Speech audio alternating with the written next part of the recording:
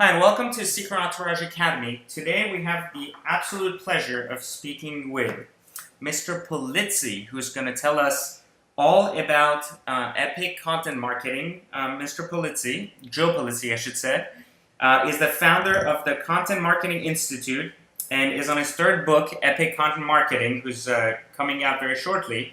So thank you for being on, Joe. We appreciate you joining us today. Always a pleasure talking content marketing. Thanks for having me. So let's talk about how we're going to help entrepreneurs sell more by marketing less. I think that's a theme that goes through your book. So tell us a little bit before we even get started on the topic of how did you become a marketer? Well, everybody's a marketer. If you have any kinds of products or services to sell, you are inherently a marketer, especially if you're an entrepreneur. How are you going to get the information on your products and services out there? You have to market it in some way. I think the key to talking about content marketing is actually selling without selling. So if you're trying to be, let's say you're trying to grow your business through social media or through getting found in search engines, through organic search engine optimization, or demand generation of any kind online, you have to start by being interesting. You have to have something of interest to say that revolves around the pain points of your customers. And really what we talk about in the book, Epic Content Marketing, is thinking more like a publisher.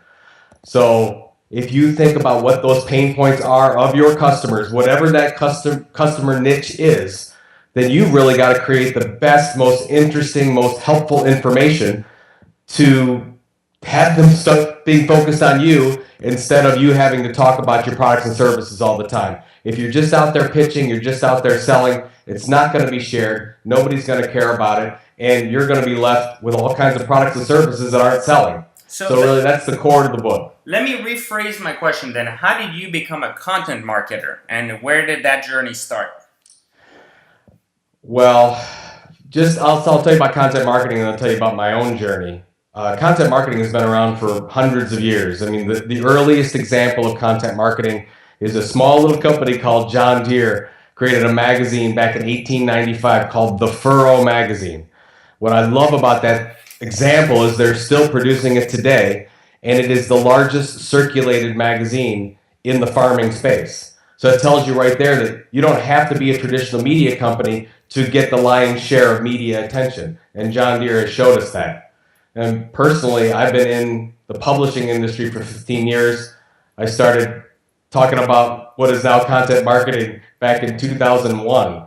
And I started meeting with a lot of chief marketing officers, a lot of leaders that had a lot of traditional budget available for advertisements, for trade show sponsorships, for display ads online.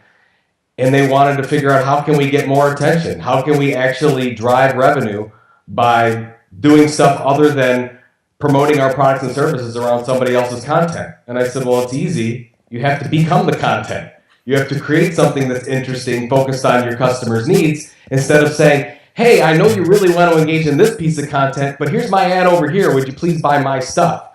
And because consumers are in complete control and they can really do whatever they want to, and they've got a smartphone with them at all times, we've got to be a little bit more savvy than just talking about ourselves all the time.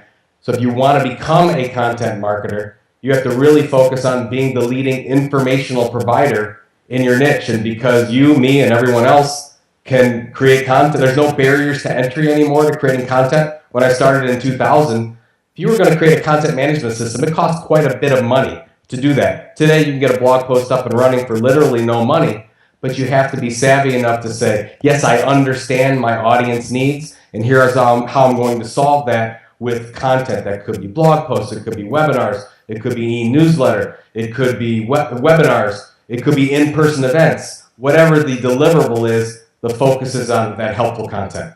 So I think what you're referring to is in a sort of, we're talking about the law of value, right? So you give a lot of value instead of selling to people through that information, and then ultimately people will buy the product anyways, regardless of what it is. So let's talk a little bit more about that for people who are maybe new to content marketing.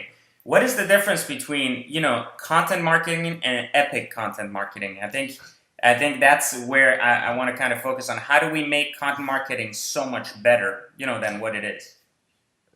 Everybody is doing content marketing. We do our research study every year. This is our 4th year now that we've done it. 94% of all companies, including small businesses and entrepreneurs, are doing some form of content marketing.